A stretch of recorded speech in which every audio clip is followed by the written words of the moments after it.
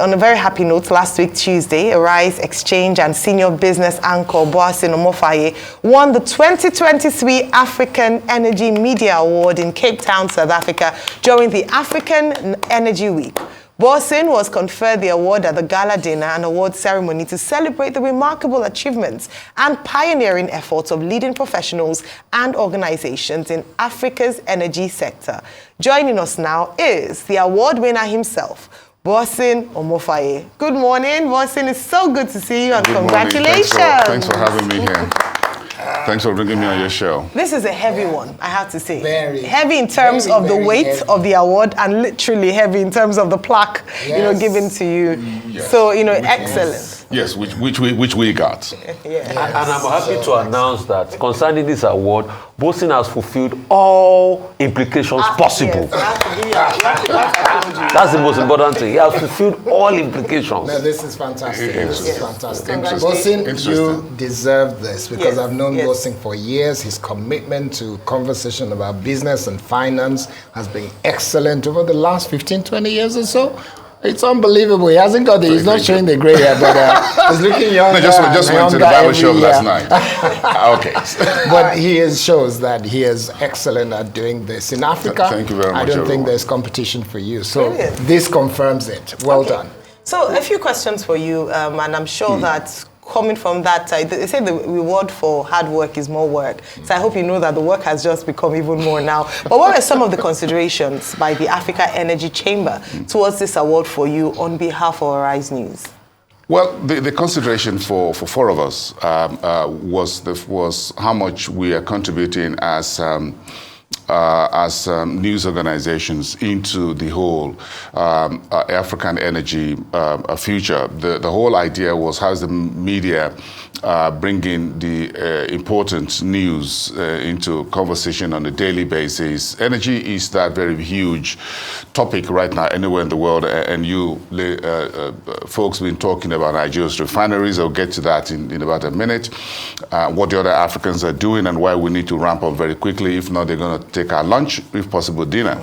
Now, so there were considerations as to how much we're doing in terms of energy reporting on a daily basis, not only on the business shows, but also on shows like the Money Show that you folks are just talking and bringing the most important issue and everyone to focus on the most important conversation here, what we need to do right to move forward. So these were some of the considerations in terms of consistency, in terms of the content that we push out and the quality of what we do, and staying on top of the reason why Africa has to go for its energy sovereignty or energy independence. Those were some of the considerations by the organizers in South Africa. Okay, so why is energy, whether it is oil or gas or renewable, such an important economic topic at this time? Because we look at all of the situation we have in the world. Why is it the topic? You look at it, the first industrial revolution in Europe and that of the United States. Energy was one of the first things that were built. You need energy to power the ships in those days to go across the oceans and do trade and commerce, right? You need energy to power the rail lines that were built across the Midwestern in the United States. You need energy, nuclear energy, coal, whatever it was, to drive European economies. Asia also did the same thing. Japan, the nuclear power plants, also in China. So South Korea as well. So energy is the first thing you need to build. There's absolutely nothing we want to build without energy. And Africa needs to ramp up very quickly on its own energy sufficiency, energy sustainability, the various forms of energy. We are one continent that has virtually every form of energy under the planet, from coal to lithium for EV batteries, to hydro, to wind, to solar, whatever. So we've got all of them across the 55 countries that make up the African continent. So it's the most important conversation right now. We want to talk about, if you talk about economic diversification, if you want to ramp up policies, you want companies to do more to generate more tax through the Tawo Udili's policy, you want to raise all of that, you can't tax what does not exist. So companies need to improve in terms of productivity. You saw the news about some of the companies that are exiting Nigeria. Again, one of the key issues is the cost of doing business, especially in the form of energy, which goes into the bottom line for every organization. So energy is that one and only conversation that is central, whether you are still doing the first industrial revolution or even the fourth industrial revolution that is currently in place. So our energy is the first thing we must focus on. Right. So tell us about Nigeria's outing at the Energy Week in South Africa. I think we did fairly well. The Nigerian Content Development Board, Wabote, the CEO, and the rest of his team were there all through the 1 week long. They had their own sessions. We had Invest Nigeria Energy's session. The country was able to showcase what it's doing in the local content area. Nigeria's story is already known out there, but there are concerns about how quickly we can ramp up on our promises and our pledges.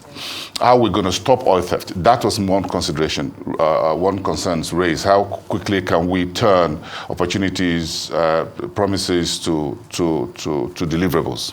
And these were some of the issues that folks want. We're moving more of our operations in oil and gas offshore. What is happening onshore, we need to deal with that. So crude oil theft and all of that were part of issues that investors want to know how Nigeria will deal with such problems. All right. Thank you. All right. Wow. Thank you so much. But the issue of the refineries, and I touch on that very quickly. Yes. Because why is this important? Because we're likely going to lose our potential. Angola, for example, is working on 4 refineries. And they got about 2 already, including the Cabinda refinery. They're looking at the markets from Angola to the entire Central Africa and beyond. Iran and a few countries are working with Burkina Faso just up north for Nigeria, a little bit to the west for a refinery. Ghana is almost doing this with the Chinese refineries.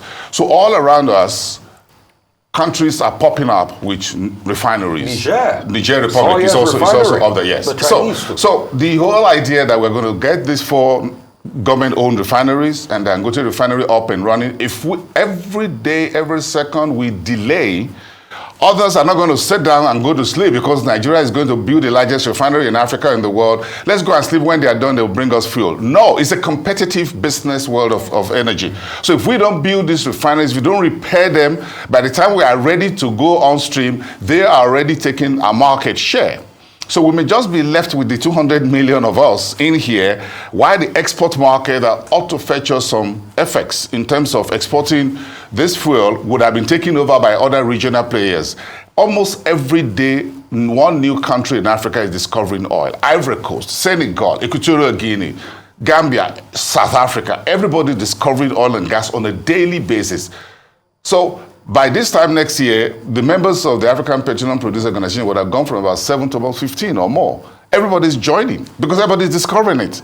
So there's no competitive advantage. There's not that unilateral advantage that Nigeria has anymore as far as oil and hydrocarbon is concerned. So if we don't put the PIA to work, if we don't stop this politicizing, stop the oil theft and everything else, by the time we wake up, you have a product that nobody's ready to take from you. So the Dangote refinery story might just be something in the air because every other market that he's taking. No, but that's the truth. Because if you have 4 refineries up and running in Angola, for example, which is Africa's top oil producer, they're going to take a bit of those markets away. And before you know it. Because Boason is bang on. What we are also looking at is, if we finally finish our shenanigans, that's what I was talking about passionately, because I love this country so much. If we finally finish our shenanigans in the next 4, 5, 6 years, by 2030, the timeline on the end of fossil cars starts to kick in. And the West will start putting it for a lot of EV cars. So we don't think, and that's what hurts me. You saw the IEA report yesterday about global oil demand peaking around 2030. Oil will still be there, but it's going to keep going down. So whether we like it or not, this is how to look at the global geopolitics and the problem in the Middle East right now. $90 a barrel for oil. By now, if we're doing 2.3 million barrels per day, we should be in good money because our budget is about between 60 or thereabouts. So we should be looking at additional $30 bonus, in the manner of speaking, extra. But right now, the oil thieves are having a few days. Thanks. I was saying 7, but it's 6 years because it's the end of the year now. So let's just imagine that 2023. So 2024 to 2030, 6 years. We need to get our acts together. Thank you very much, boss.